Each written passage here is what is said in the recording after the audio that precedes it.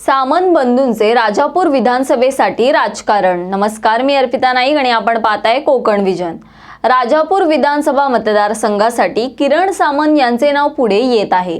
राजापूर विधानसभा मतदारसंघ लढवण्यासाठी आणि जिंकण्यासाठी यापूर्वी राजकीय पटलावर सामंत बंधूंनी घडविलेल्या घडामोडी आणि प्रत्यक्ष किरण सामंतांचे राजापूर मतदारसंघासाठी नाव चर्चेत आल्यानंतर अनेक राजकीय समीकरणांचा आता उलगडा होऊ लागला आहे।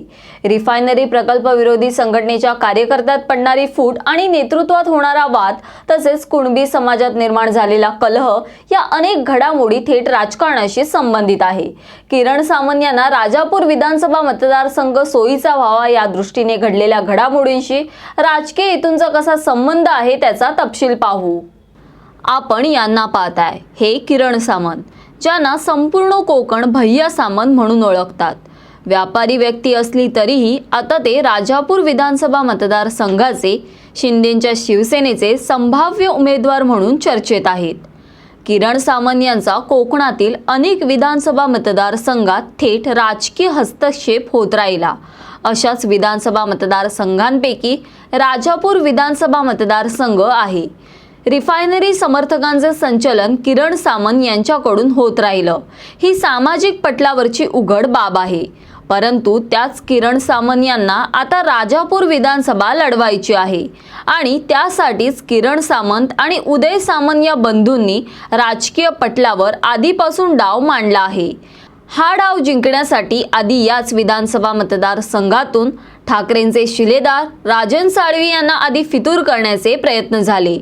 फितूर न झाल्यामुळे कमकुवत करण्याचे उघडपणे प्रयत्न करण्यात आले, कारण किरण सामंत यांना राजापूर विधानसभा मतदारसंघातून आमदार व्हायचे होते। राज्यात भाजपने ईडीचा जसा गैरवापर केला तसा मुख्यमंत्री एकनाथ शिंदे यांनी राजन साळवी यांच्या मागे लाचलुचपत प्रतिबंधक विभागाला लावून दिले। अनेक वेळा चौकशा झाल्या, परंतु काही सापडले नाही। सुरुवातीला राजन साळवींनी भूमिका बदलली, परंतु ते फितूर झाले नाहीत। रिफायनरीच्या मुद्द्यावरून राजन साळवींनी भूमिका बदलली, रिफायनरीच्या समर्थनाची भूमिका मांडली, परंतु ते शिंदेंच्या शिवसेनेत गेले नाहीत। शिंदेंच्या शिवसेनेला राजन साळवींना पक्षात घ्यायचं नव्हतं, परंतु पक्षात बोलवण्याचं आमंत्रण देऊन त्यांना बदनाम करायचं होतं। हे चित्र स्पष्ट झालं। शिंदेंच्या सरकारमधील मंत्री उदय सामंत आणि उद्योजक किरण सामंत यांची राजकीय पटलावरची रणनीती आता यशस्वी झाली आहे। राजापूर विधानसभा मतदारसंघातील राजन साळवींचा प्रभाव आता ओसरला आहे।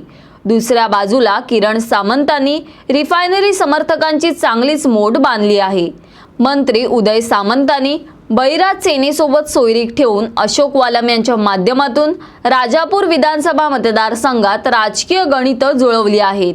किरण सामंतांचं नाव पुढे आल्यानंतर अशोक वालम पाठिंब्यापुरते राजकारणात राहतील अशी उघड चर्चा आहे।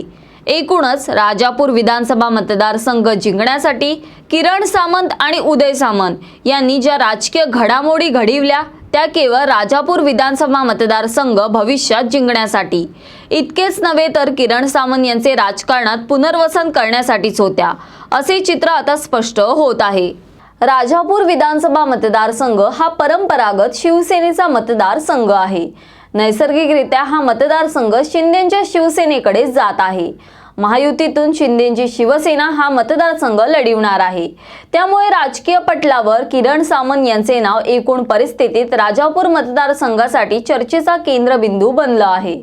यावरील तुमचे काय मत आहे आम्हाला कमेंट बॉक्सद्वारे नक्की कळवा आणि अशाच विविध विषयांवरील सविस्तर तपशील जाणून घेण्यासाठी कोकण विजनला सबस्क्राइब करा व बेल बटन दाबा। धन्यवाद।